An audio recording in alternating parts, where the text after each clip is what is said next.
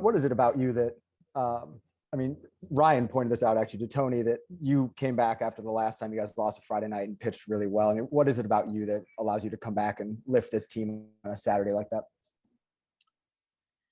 Yeah, well, so last time against Alabama, it was kind of like there's some ebbs and flows to a series, and so when a team throws that first punch on Friday night, then there's a little bit of extra determination from the team before or the team that lost to come back on Saturday and even it up.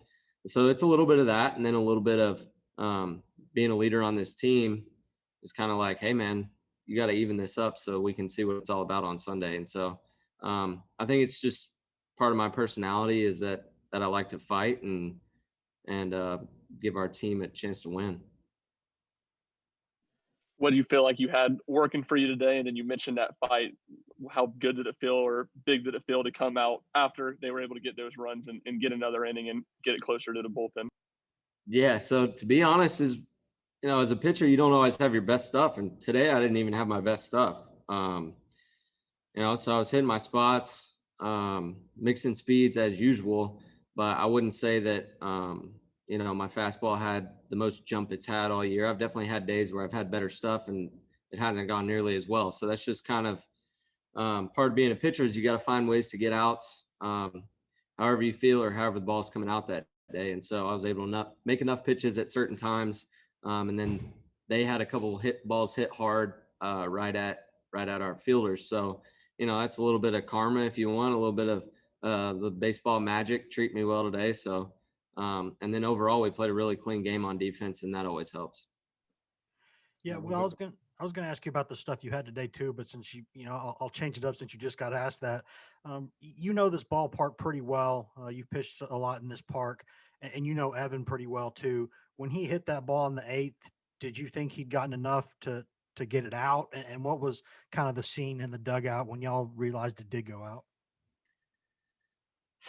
To be honest with you, man, that was the craziest moment I've been a part of on a baseball field my entire life. So hopefully we get to play into June this season, and I'll be a part of even crazier moments. But up until this point, that was the most emotional, crazy thing that I've seen. And that's something you can't teach. I mean, guy loves that situation. And when he hit it, I was like, man, he hit it well. It was a first pitch curveball, but, the wind was blowing a little bit that way, but not really. And he hit it to the deepest part of the park. So, that's just a testament to how strong he is, and a little bit of adrenaline with the bases loaded right there in a close game. And, like V said, the crowd may have willed that one out a little bit, because honestly, that's another thing that, I've never experienced in my time here is a crowd that electric and that into the game. I've been in front of some crowds here where there's a lot of people, but never that invested to the game. And you can really just feel it as a player. It's almost like, we've kind of caught up to other places in the league, because, used to we would go on the road and those would be the best environments that we would play in some of those other, more historical baseball parks. And now it's like, you know what?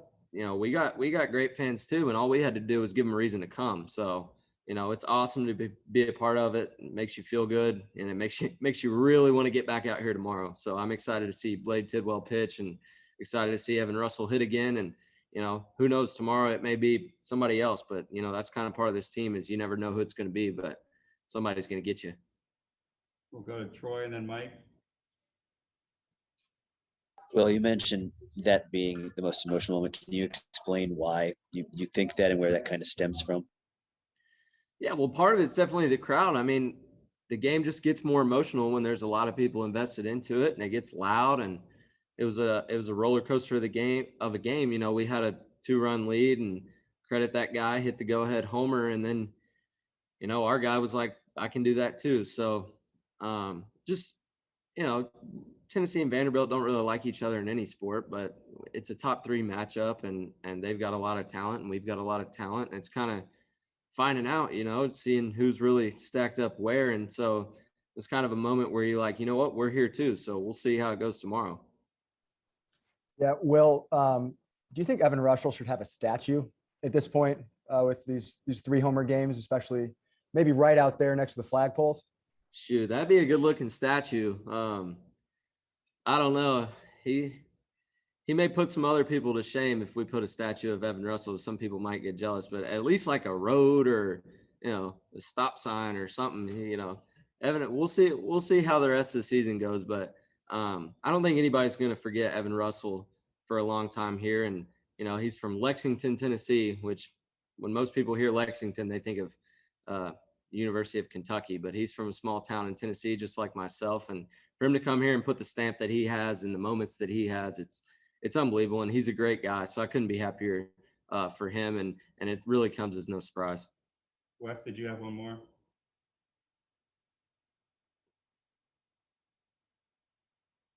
I don't think so. Wes, did you have one? Wes, did you have one more? No, okay. All right, we're good for Will then. We'll finish over. Thanks, guys.